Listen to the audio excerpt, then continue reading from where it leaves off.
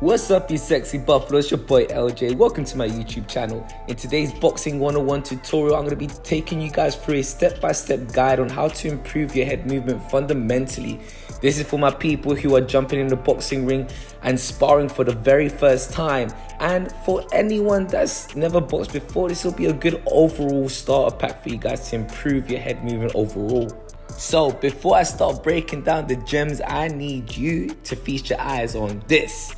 Now, this is an art piece. The reason I call this an art piece is because I drew this myself. And before anyone starts asking any questions, I need your undivided attention right now. Starting off with the first masterpiece of my diagram, which is the triangle, aka the pyramid.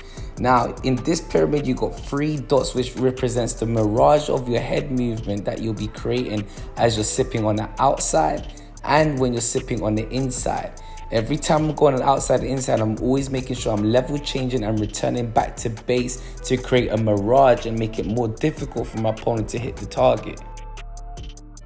One of many of the small details that I like to reiterate to my students when I'm teaching them head movement is foot positioning and balance. A lot of them tend to forget that the moment they step their back foot on the same line as their front foot, it makes it so much easier for them to off balance themselves when they're sipping on the inside.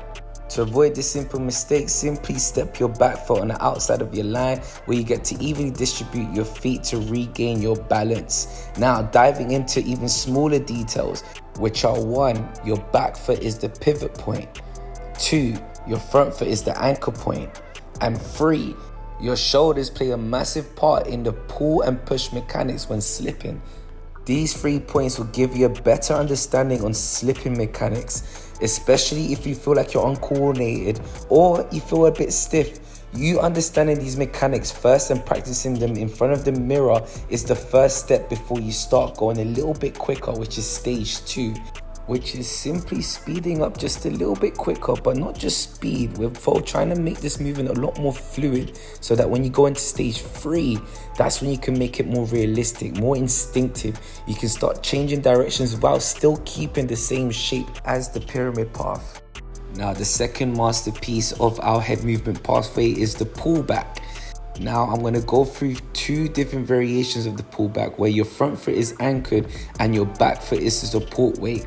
Lastly, the finishing touch is the extra style points by leaning your shoulders back, whilst your back foot is distributed with 60% of weight and your front foot with 40%. The second variation is still the same thing. Front foot is anchored, but this time your back foot steps back. And again, you still add that extra style points by leaning back, but this time you got more distance to dodge the punch and you can easily push off from that back foot to counter your opponent easily. Now we can add the cherry on top by applying the 2 variations into your shadow boxing round, which I recommend doing for 2 minutes, where you practice jabbing and pulling back with a counter backhand.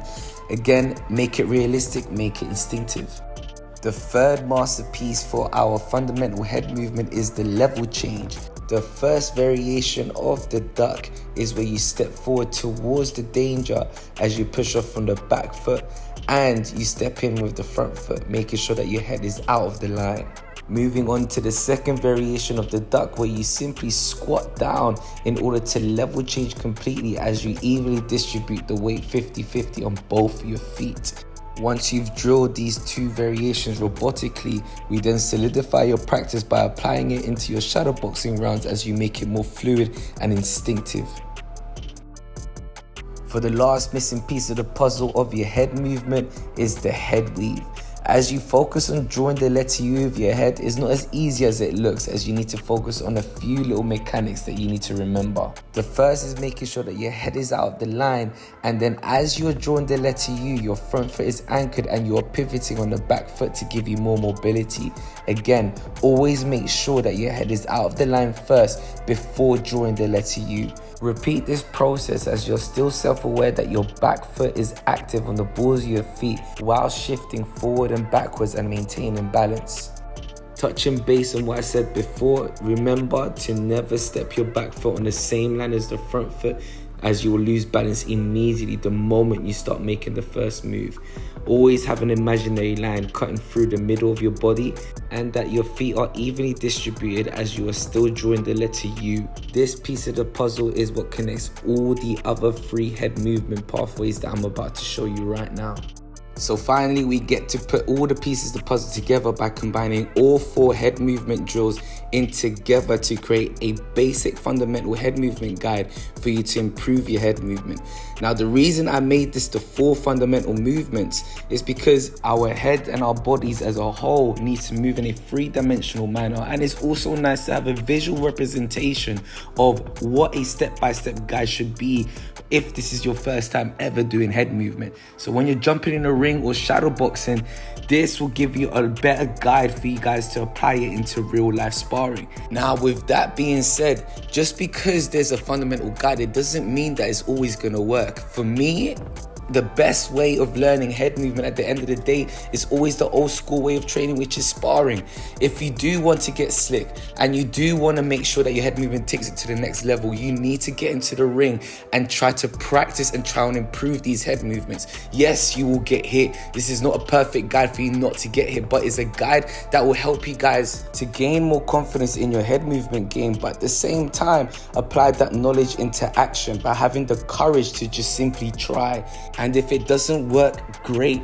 This is part of the art. Everything is a puzzle that you must figure out yourself. If you do not put yourself in these uncomfortable positions, you will never grow mentally and physically. This is why I love this sport so much, and I'm hoping that this guide will give you guys the passion and the reignition for you guys to try something new, whether it's scary or not. Boom, if you stayed this long until the very end of the video, thank you so much. Don't forget to leave a like, comment what you want to work on next, and subscribe to support the channel. Peace and love.